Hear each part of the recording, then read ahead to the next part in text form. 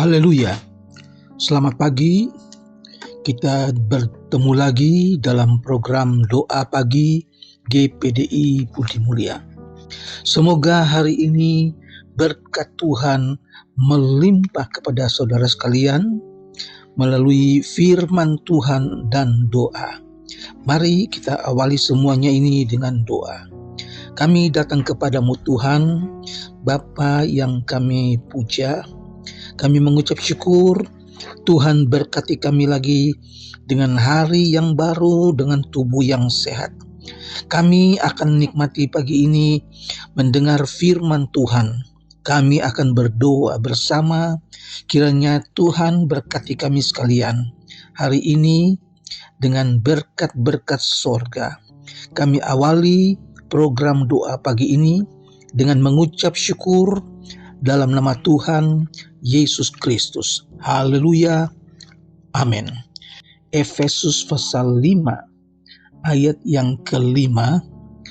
Efesus 5 ayat 5. Tidak ada orang serakah yang mendapat bagian dalam kerajaan sorga.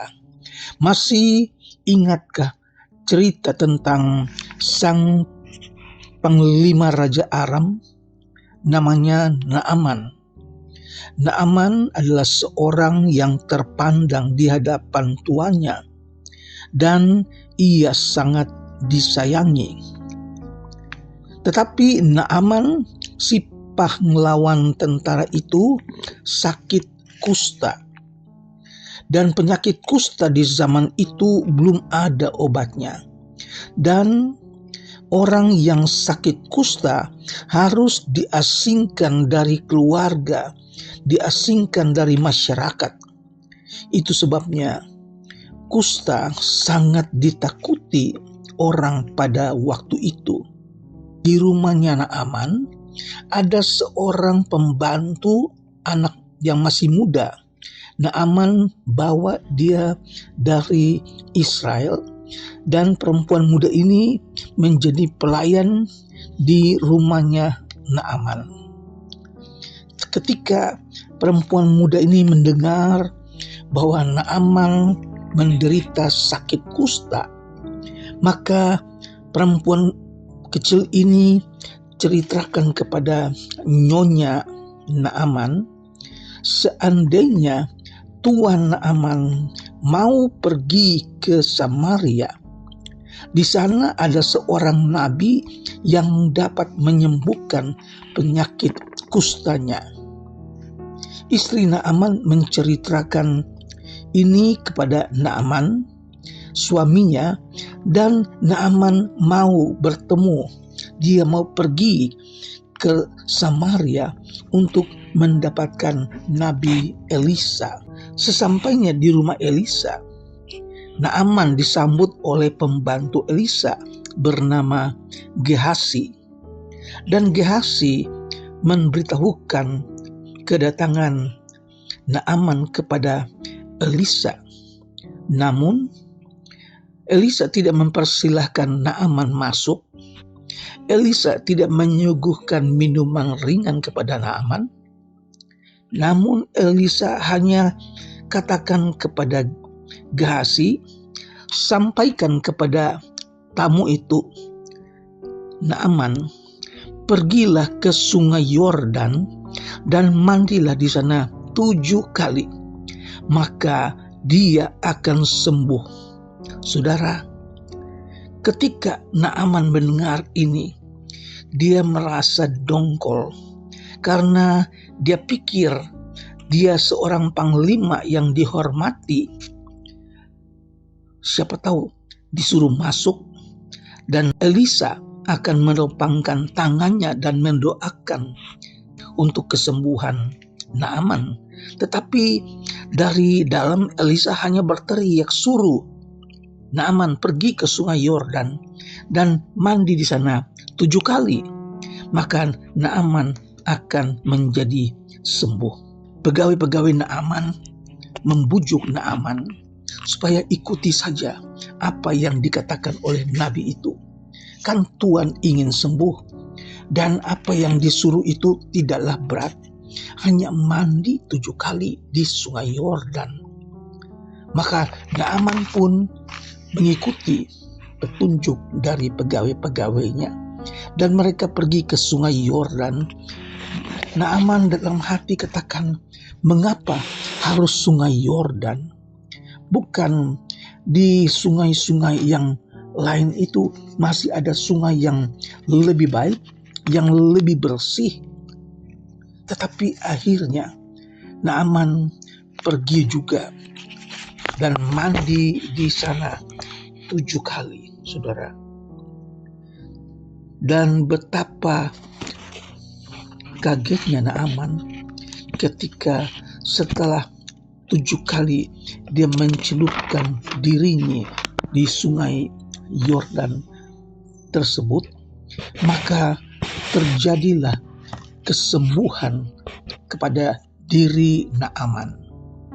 Tubuhnya menjadi sembuh, kulitnya menjadi bersih, halus seperti kulit bayi. Naaman pun sangat kegirangan. Langsung dia pergi ke rumah Elisa untuk menyatakan syukur dan terima kasih kepada nabi tersebut. Dan sekalian dia akan memberikan oleh-oleh. Dia setelah mempersiapkan hadiah-hadiah yang mahal-mahal kepada nabi tersebut. Tetapi sesampainya di rumah Elisa, ternyata Elisa menolak semua pemberian Naaman. Elisa katakan, demi Tuhan yang hidup, yang di hadapannya aku menjadi pelayan, sesungguhnya aku tidak akan menerima apa-apa. Luar biasanya Elisa, dia tidak ingin mendapatkan balasan. Dia tidak mau mendapat imbalan kalau dia menolong seseorang, saudara. Maka Naaman membujuk Nabi Elisa untuk menerima, tetapi Nabi Elisa sudah terus terang, dia tidak akan menerima apa-apa dari Naaman. Naaman kemudian berkata, sesungguhnya aku tahu bahwa di seluruh bumi tidak ada Allah kecuali di Israel. Saudara, ketika Nabi Elisa katakan kepada Naaman, pergilah dengan selamat, maka pergilah Naaman. Saudara, ternyata pembantu Elisa mendengar pembicaraan antara Elisa dengan Naaman. Gehazi tahu bahwa Elisa tidak mau terima oleh-oleh dari Naaman. Maka ketika Naaman sudah pergi dari rumah Elisa, maka Gehazi pun berlari mengejar Naaman.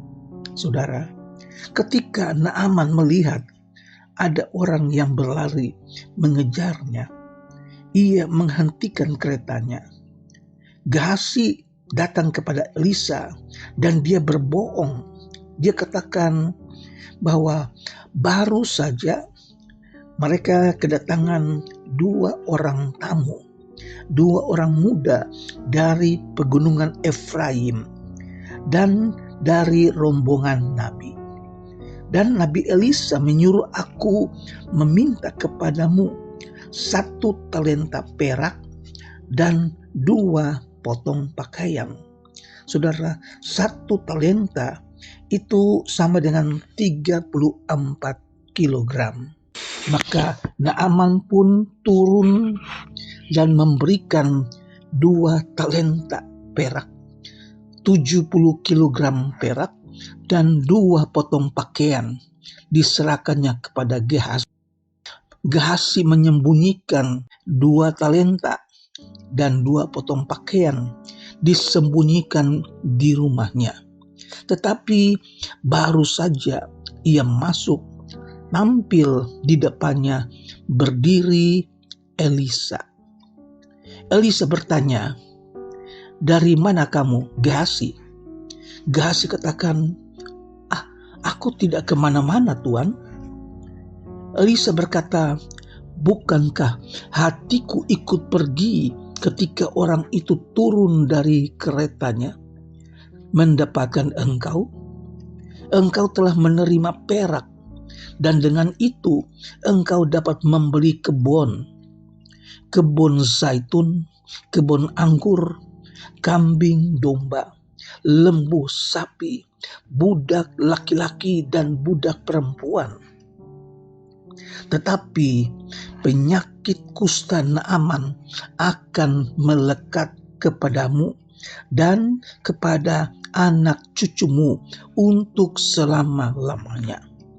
Maka saat itu juga Gehazi kena kusta, kulitnya menjadi putih seperti salju. Bapak, Ibu, Saudara, ini adalah satu contoh pengalaman dari seorang Gehazi yang serakah. Pengalaman seorang Gehazi yang berbohong kepada tuannya Elisa. Di dalam Efesus pasal yang kelima ayat yang kelima, tidak ada orang serakah yang mendapat tempat bagian dalam kerajaan Allah. Tidak ada orang serakah yang masuk surga, saudara-saudara. Dalam 2 Korintus pasal 2 ayat 17, "Sebab kami tidak sama dengan banyak orang lain yang mencari keuntungan dari firman Allah. Sebaliknya, dalam Kristus kami berbicara sebagaimana mestinya dengan maksud-maksud murni atas perintah Allah dan di hadapannya." Puji Tuhan, Paulus katakan kepada jemaat di Korintus bahwa mereka itu tidak sama dengan banyak orang lain yang mencari keuntungan dari pemberitaan firman Allah. Kami membicarakan hal-hal yang sesungguhnya, yang semestinya dengan maksud yang murni atas perintah Allah yang di hadapannya, saudara. Dalam surat Kolose pasal 3 ayat yang kelima dan yang keenam, apabila Kristus yang adalah hidup kita menyatakan diri bersama dengan Dia dalam kemuliaan, karena itu matikanlah dalam dirimu segala sesuatu yang duniawi, yaitu percabulan, hawa nafsu, nafsu jahat, dan juga keserakahan yang sama dengan penyembahan berhala. Semuanya itu mendatangkan murka Allah atas orang-orang durhaka. Bapak, Ibu, saudara-saudara yang Tuhan kasihi, belajar dari firman Allah. Jangan menjadi orang yang serakah. Satu contoh, Gehazi langsung mendapat penyakit kusta. Tetapi orang yang serakah tidak akan masuk surga. Puji Tuhan, kiranya Tuhan memberkati Bapak, Ibu, Saudara sekalian yang mengikuti program doa pagi ini. Kita bersyukur buat firman Tuhan yang menegur kita, menasihatkan kita supaya hiduplah sesuai dengan rencana Allah. Mari kita berdoa. Kami mengucap syukur ya Bapa, firman yang datang kepada kami, menguatkan kami, menasihatkan kami supaya kami hidup benar. Jangan menjadi orang yang serakah. Terpujilah namamu Tuhan. Hamba-Mu berdoa buat jemaat yang dalam keadaan berkekurangan, berkati mereka, cukupkan keperluan mereka. Jemaat yang dalam keadaan yang sakit, mari Tuhan datang dan jamah mereka, sembuhkan mereka di dalam nama Yesus. Mengucap syukur ya Tuhan Yesus, Tuhan tidak tinggalkan kami, Tuhan berkati kami. Kami berdoa buat mereka yang sedang mencari pekerjaan, mereka yang dalam keadaan bimbang, dalam pergumulan dan pencobaan. Tuhan berikan kemenangan. Terima kasih, kami mengucap syukur dan akhiri ibadah doa pagi di dalam nama Tuhan Yesus Kristus. Haleluya. Amin.